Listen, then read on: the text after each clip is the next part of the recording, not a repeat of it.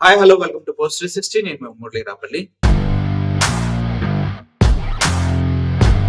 మంచు మనోజ్ ఫ్యామిలీలో జరుగుతున్నటువంటి అన్ని మన దగ్గర నుంచి చాలా క్లియర్ గా పరిశీలిస్తూ ఉన్నాం.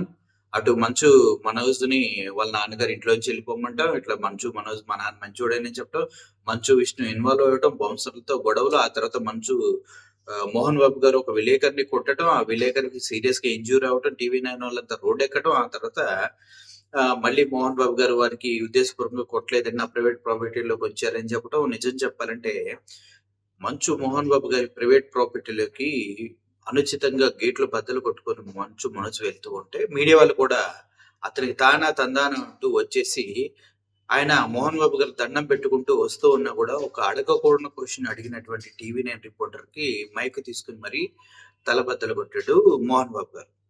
ఈ విషయాన్ని అందరికి తెలిసినప్పటికీ ఇప్పుడు తాజాగా మళ్ళీ గొడవ రోజు రోజుకి పెరుగుతుంది కానీ తగ్గట్లేదని అనిపిస్తుంది. ఈ రోజు అయితే చూసినట్లయితే మనం మంచు మనోజ్ వాళ్ళ ఇంట్లో ఉండగానే మంచు విష్ణు తన అనుచరులు వచ్చేసి వాళ్ళ ఇంట్లో ఉన్నటువంటి జనరేటర్ లో షుగర్ పోసినట్టుగా తెలుస్తుంది. అలా షుగర్ పోయడం వల్ల టోటల్ గా జనరేటర్ ఫెయిల్ అయిపోయి పవర్ అనేది ప్రాబ్లం అయినట్టుగా తెలుస్తుంది.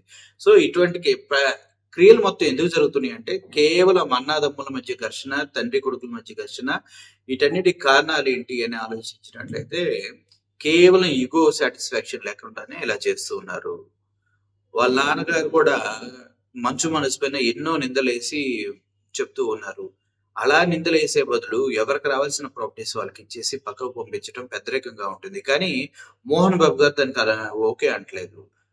నా ప్రాపర్టీ నుంచి వెళ్ళిపోరా అని మంచు మనసుని తరిమేస్తున్నారు. కానీ కొడుకుగా తరిమేస్తూ ఉన్నప్పుడు తండ్రిగా తన బాధ్యత నిర్వర్తించి ఇది నీ భాగం నువ్వు పక్కకు దొబ్బే అని చెప్తే చాలా చాలా హ్యాపీగా ఉండేది. కానీ అలా చేయకుండా మంచు విష్ణుకే ఫేవర్ కలిగే విధంగా నా ప్రాపర్టీ నా ఇష్టం అన్నట్టుగా చెప్పడంలోనే నేను కొడుకును కాదా నాకెందుకు ఇలా చేస్తున్నారనే విషయాన్ని పదే పదే మంచు మనోజ్ పాయింట్అవుట్ చేసి మాట్లాడటం జరుగుతుంది. ఏది ఏమైనా ప్రస్తుతం ఉన్న సిచ్యువేషన్స్ లో కుటుంబ పరువును రోడ్డుకి ఇచ్చి అందరి మధ్య చులకనైపోతున్న మంచు ఫ్యామిలీ.